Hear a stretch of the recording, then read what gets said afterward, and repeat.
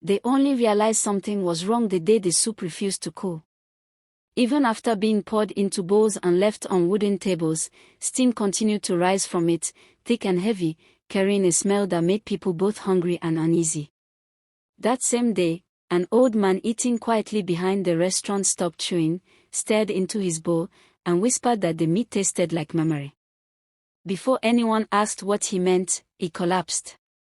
The woman who owned the restaurant was called Mama Sola. No one knew her real name, and no one asked. She appeared in the village during a season when hunger had stripped people of pride. The rains had failed twice. The farms had cracked open like old wounds. Children cried themselves to sleep, and adults pretended not to hear. When Mama Sola announced she would sell hot food every day at a price so cheap it sounded like a joke, people praised her as a blessing sent by the ancestors. Her restaurant was a low shack built from rusted zinc sheets and burnt planks, set close to the old footpath where travelers passed. From before sunrise until late at night, smoke rose from her pots. The smell spread through the village like a living thing, slipping into huts, clinging to clothes, waking sleeping stomachs. One small bowl was enough to silence hunger for an entire day. Children stopped crying. Old men regained strength. Even the sick sat up after eating. Mama Sola herself was always neat. Her wrapper was clean, her head tie firm, her hands constantly washed. She spoke softly and smiled often, but her eyes never smiled with her mouth. She never allowed anyone into the cooking area. She never tasted her own food in public. When asked where she found meat so cheaply during hunger, she said the ancestors had shown her hidden ways. At first, the village felt saved. Quarrels reduced. People greeted one another with full stomachs. The elders watched carefully but said nothing. Hunger has a way of making silence feel wise. Then small things began to happen. A madman who slept near the road vanished. A stranger who arrived at dusk was never seen leaving at dawn. Dogs stopped roaming near Mama Sola's restaurant. Flies gathered around her pots but never landed inside them. Some people noticed, but they continued eating. Soon, dreams began to visit the village. People dreamed of running without legs. Of being trapped in darkness while someone sharpened a knife nearby. Of boiling water and humming voices. Children woke screaming, saying someone was calling them from inside their bellies. Mothers prayed harder. Fathers drank more. And every morning, people lined up again at Mama Sola's restaurant. A hunter named Ton was the first to truly doubt. He had lived in the bush most of his life and knew animals by bone and joint. One evening, as he ate, he noticed the shape of the meat in his bowl. The joint was wrong. Too narrow. Too smooth. It reminded him of something he did not want to name. He swallowed slowly and said nothing. That night, he followed Mama Sola.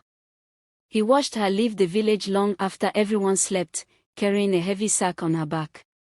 The sack moved slightly as she walked. Ton followed at a distance, his heart beating like a drum he could not silence.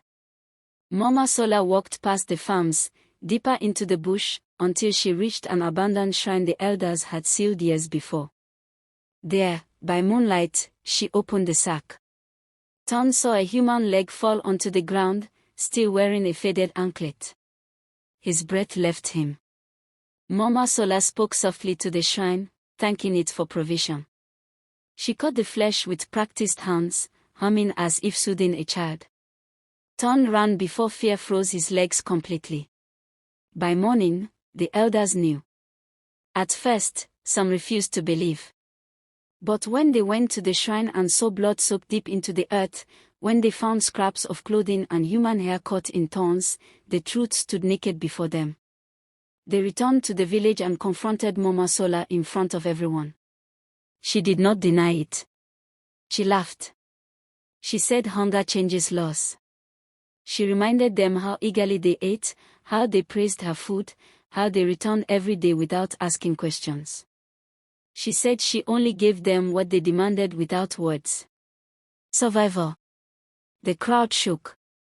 Some cried. Some shouted. Some remembered the taste of the soup and felt shame burn their throats.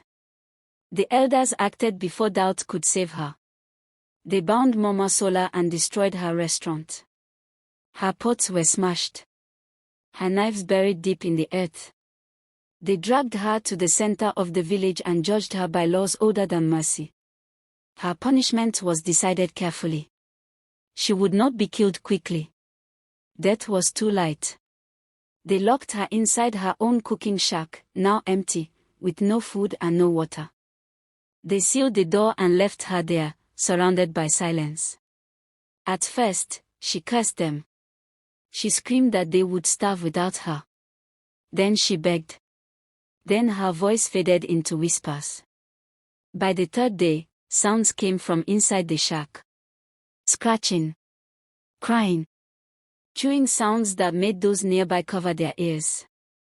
On the fourth day, the sound stopped. When the elders finally opened the door, Mama Sola lay on the floor, thin beyond recognition. Her arms were covered in bite marks where hunger had turned her against herself. She was still alive, but barely. She died before sunset, staring at nothing.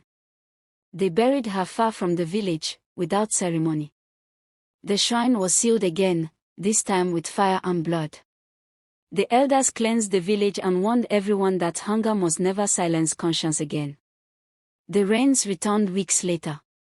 Crops slowly recovered. Life went on. But even now, when food is too cheap during suffering, elders lower their voices and remind the young ones of Mama Sola. Because hunger can be endured, but once people choose to feed on others to survive, the death will always return, and it will never ask politely.